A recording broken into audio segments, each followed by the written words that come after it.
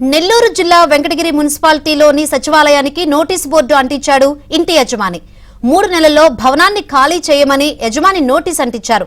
4 నెలల నుంచి సచివాలయ భవనానికి అద్దె, కరెంటు బిల్లు కట్టలేదని నోటీస్ బోర్డును తగిలించారు. ఈ విషయాన్ని మున్సిపల్ కమిషనర్ కు తెలిపినా పట్టించుకోలేదని మండిపడ్డారు. ప్రభుత్వ అధికారులు భవనాలకు నోటీసులు ఇవ్వాల్సింది పోయి ప్రభుత్వ సచివాలయానికి నోటీస్ బోర్డు తగిలించడం విడ్డూరంగా ఉందని స్థానికులు అంటున్నారు.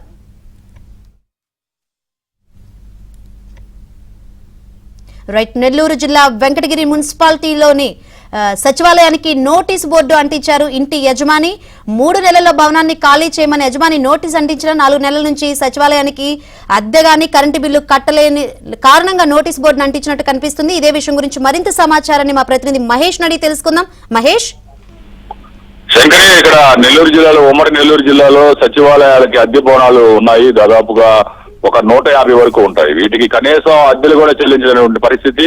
కొన్ని నెలల పర్యంతంగా వాటికి అద్దెలు చెల్లించడం లేదు. కొన్నిటికైతే ఏకంగా సచివాలయాలు ఏర్పాటు చేసినప్పటి నుంచి కూడా అద్దెలు చెల్లించినటువంటి పరిస్థితి ఉంది. కరెంటు బిల్లు కూడా చెల్లించడం లేదు. కరెంటు బిల్లు అయితే ఏకంగా లక్షల రూపాయలకి బిల్లులన్నీ కూడా పేరుకుపోయి ఉన్నాయి.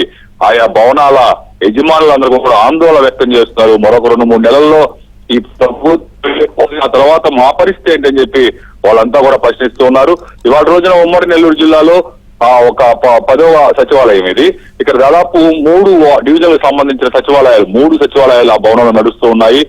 దీనికి బకాయిలన్నీ కూడా చాలా కాలంగా పేరుకుపోయి ఉన్నాయి. ఇవన్నీ చెల్లించలేదని చెప్పి, కరెంటు బిల్లు కట్టలేదని చెప్పి యజమాని అక్కడ నోటీస్ అంటించడం జరిగింది. మొత్తం మీద ఇది కలకలం సృష్టిస్తుంది. ఇటీవల అల్లూరులో కూడా ఒక అద్దె భవనానికి 70,000 రూపాయల పైగా అద్దె చెల్లించాల్సి ఉంటే ఎవరు కూడా పట్టించుకునే పరిస్థితి లేదు. చివరికి ఆ యజమాని ఆ సచివాలయానికి తాళాలు వేయడం జరిగింది.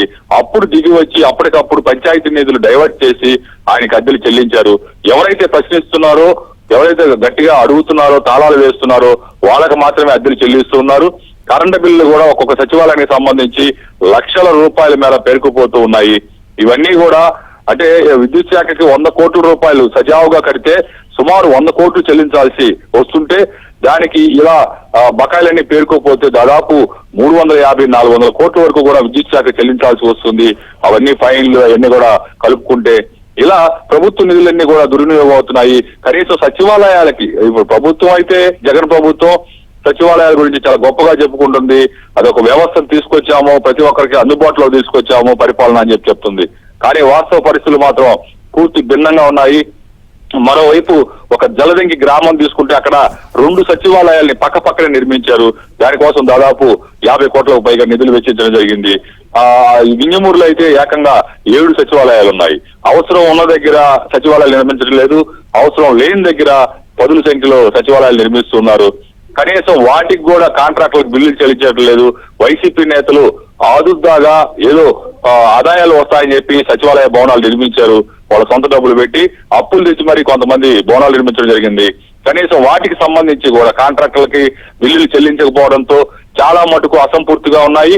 పూర్తయిన వాటికి తాళాలు వేసి తీయలేదు కొన్నింటికి. మరికొన్ని అయితే ఆ కాంట్రాక్టర్లు ఎవరైతే ఆ భవనాలు కట్టారో వాళ్ళంతా కూడా అల్లాడిపోతున్నటువంటి పరిస్థితి. ఉమ్మడి నెల్లూరు జిల్లా వరకు, ప్రస్తుతం నెల్లూరు జిల్లా వరకు 769 సచివాలయాలు ఉన్నాయి. ఉమ్మడి నెల్లూరు జిల్లాలో 900లకు పైగా సచివాలయాలు ఉన్నాయి.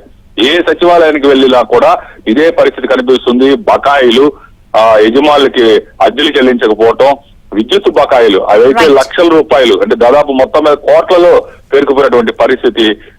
జగన్ ప్రభుత్వం పైన దీనిపైన అంటే సచివాలయాలకు సంబంధించి మెయింటెనెన్స్ సరిగా లేకపోవటం, దీనిపైన సచివాలయ సిబ్బంది తీవ్రంగా విమర్శలు వ్యక్తం చేస్తూ ఉన్నారు. శంకరి.